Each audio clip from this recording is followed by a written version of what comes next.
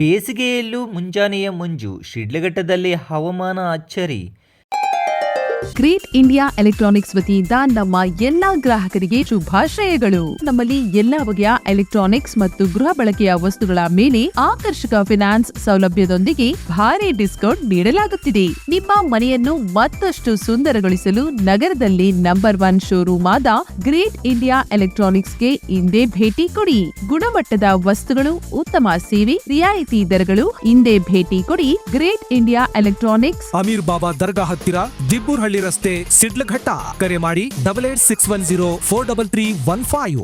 ಶಿವರಾತ್ರಿ ಕಳೆದರೂ ನಿರೀಕ್ಷಿತ ಬೇಸಿಗೆ ತಾಪಮಾನ ತೀವ್ರವಾಗದೆ ಚಳಿ ಕಡಿಮೆಯಾದ ಸ್ಥಿತಿಯಲ್ಲೇ ಕಳೆದ 2 ದಿನಗಳಿಂದ ಮುಂಜಾನೆಯ ಮಂಜು ಮುಂದುವರಿದಿದೆ.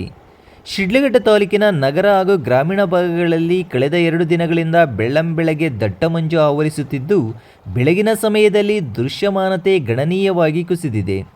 ವಿಶೇಷವಾಗಿ ಗ್ರಾಮಾಂತರ ರಸ್ತೆಗಳಲ್ಲಿಯೂ ಹಾಗೂ ಹೊರವಲಯಗಳಲ್ಲಿಯೂ ವಾಹನ ಸವಾರರು ಹೆಡ್ಲೈಟ್ ಬೆಳಕಿನಲ್ಲಿ ಸಂಚರಿಸುವ ಪರಿಸ್ಥಿತಿ ಕಂಡುಬರುತ್ತಿದೆ.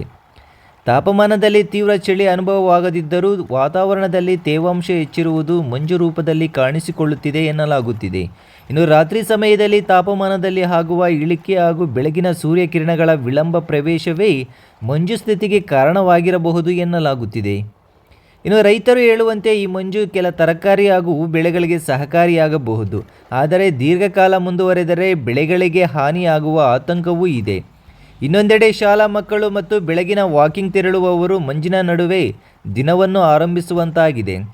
ಬೇಸಿಗೆ ಕಾಲದಲ್ಲಿ ಮಂಜು ಆವರಿಸುತ್ತಿರುವುದು ಸಾರ್ವಜನಿಕರಲ್ಲಿ ಆಶ್ಚರ್ಯ ಮೂಡಿಸಿದ್ದು, ಮುಂದಿನ ದಿನಗಳಲ್ಲಿ ಹವಾಮಾನದಲ್ಲಿ ಇನ್ನಷ್ಟು ಬದಲಾವಣೆಯಾಗುವ ಸಾಧ್ಯತೆಯೂ ಇದೆ.